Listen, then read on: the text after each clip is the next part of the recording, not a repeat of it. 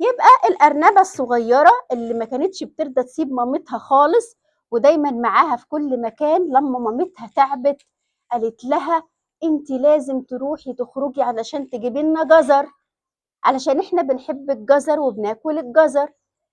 بنتها قالت لها انا مش هقدر اخرج واسيبك لوحدك، انا بخاف يا ماما، انا بخاف.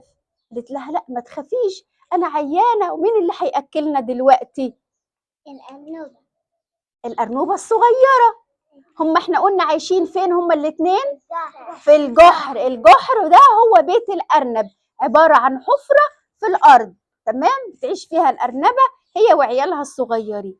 وقلنا اول ما راحت خارجه من البيت الارنبه قعدت تبص كده، تبص كده اهو، تشوف لحسن يكون في حاجه بره ولا حد مستنيها من الحيوانات ولا حاجه، وكانت خايفه قوي. تروح مطلعه رجل من الجحر وتروح مدخله رجل تاني عشان خايفه تخرج. لكن في الاخر قالت خلاص انا هتشجع واطلع بقى. اول ما طلعت مشيت شويه، راحت بصت لقت ايه؟ لقت بحيره. مين قاعد في البحيره؟ ضفدع. ايوه، البحيره فيها ضفادع، لكن الضفادع كانت بتخاف من الارنبه. صدقوا؟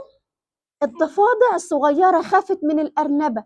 ايوه، راحت وراح رجعت الضفدع ده مش قادر يجري، وراح الضفدع نط في الميه. نط في المية. نط في الميه عشان هو كان خايف من الارنبه. الارنبه بصت كده قالت ايه ده؟ معقوله في حد تاني بيخاف غيري انا؟ يعني في حد بيخاف مني انا؟ يعني انا بخوف على كده؟ يعني انا كنت فاكره ان انا بس اللي جبانه، لكن طلعت انا بخوف الضفادع اهو. انا غلطت غلط كبير جدا ان انا ما كنتش بسمع كلام مامتي اللي كانت بتقول لي ان انت لازم تتشجعي ولازم تخرجي ولازم تتعرفي على اصحابك وتتمشي معاهم وتجيبي جزر لوحدك. مشيت الارنبه دلوقتي وهي مبسوطه، تمام يا مسك، هي مبسوطه الارنبه وماشيه كده ويسر صح. مشيت الأرنبة وهي مبسوطة وتقول أنا شجاعة، أنا مش جبانة، أنا هروح أجيب جزر ليا وجزر لمامتي ومش هخاف تاني.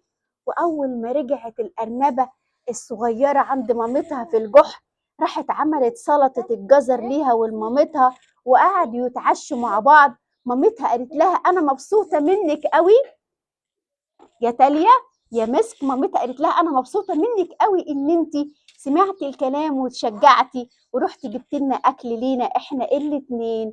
وتوته توته فرغت الحدوته. حلوه ولا ملتوته؟